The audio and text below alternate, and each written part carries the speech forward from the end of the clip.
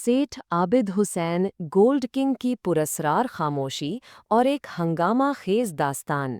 सेठ आबिद हुसैन 1935 में कसूर के एक गरीब कुम्हार घराने में पैदा हुए। सोने की स्मगलिंग के कारोबार से वो पाकिस्तान के अमीर तरीन अफराद में शामिल हो गए और उन्हें गोल्ड किंग का लक़ब मिला।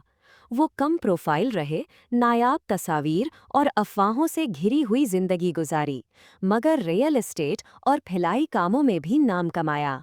उन्होंने हमजा फाउंडेशन की बुनियाद रखी, जो बहरे बच्चों की मदद करती है।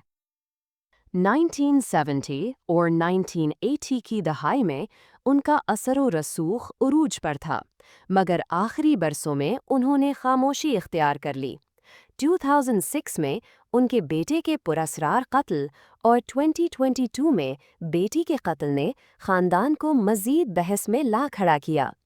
8 जनवरी 2021 को वो 85 साल की उम्र में कराची में कलील इलालत के बाद इंतकाल कर गए, मगर उनकी असातीरी शख्सियत आज भी लोगों के जहनों में जिंदा है।